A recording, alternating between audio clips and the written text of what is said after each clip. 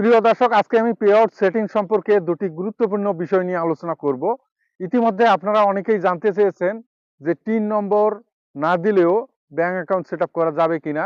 তো প্রিয় দর্শক, এই টিন নম্বর আপনারা দেবেন কিনা এবং কোথা থেকে পাবেন, সমস্ত কিছু বিষয় আমি শেয়ার করছি। এমনকি অনেকেই জানতে চেয়েছেন সুইপ কোড কি, সুইপ কোড দিতে হবে কিনা। তো প্রিয় দর্শক, এই দুটি বিষয় যদি আপনারা নিশ্চিত না হন, আপনারা কিন্তু এখানে কষ্ট করে যাবেন, কিন্তু ফেসবুক থেকে যে আর্নিং এর টাকাটা সেটি কিন্তু হাত পর্যন্ত পাবেন না। তো প্রিয় দর্শক, অবশ্যই এই দুটি বিষয় সম্পর্কে আপনাদেরকে নিশ্চিত হতে হবে।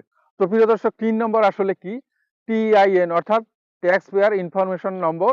এই নম্বরটি আপনি পাবেন অনলাইন থেকে। যে কোনো অনলাইনের দোকানে বসে আপনারা এই টিন সার্টিফিকেটটি বের করে নিতে পারবেন, অথবা নিকটবর্তী সার্কেল অফিসে আপনারা যোগাযোগ করেও এটি সংগ্রহ করতে পারেন। তো প্রিয় দর্শক, আপনারা অনলাইনের দোকানে বসে যে কোনো সময় এটি বের করে নেবেন। যদি আপনি একজন কন্টেন্ট ক্রিয়েটর হিসেবে নিয়মিতভাবে কাজ করতে চান, তাহলেই কিন্তু এটি আপনি বের করে নেবেন। তো প্রিয় দর্শক, এটি নেওয়ার পর আপনারা ব্যাংক অ্যাকাউন্ট সেট আপ করবেন। এবং আপনাদের মধ্যে এটাও অনেকেই জানতে চেয়েছেন যে সুইপ কোড কি, সুইপ কোড দিতে হবে কিনা। তো প্রিয় দর্শক, আপনাদেরকে আমি আবারও গুরুত্ব সহকারে বলছি, এই টিআইএন এবং সুইপ কোড অবশ্যই আপনারা সঠিকভাবে বসাবেন।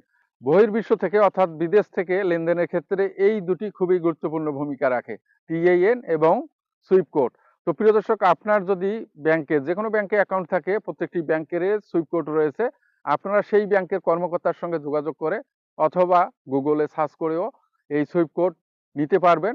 এভাবে সুইপ কোড সংগ্রহ করে আপনারা সঠিকভাবে বসিয়ে দেবেন। সেই সাথে টিআইএন এবং আপনার ব্যাংক অ্যাকাউন্ট নম্বর সবকিছুই সঠিকভাবে আপনারা বারবার চেক করে এগুলো বসিয়ে দেবেন। তা না হলে কিন্তু আপনার আর্নিং এর টাকা আপনি হাতে পাবেন না।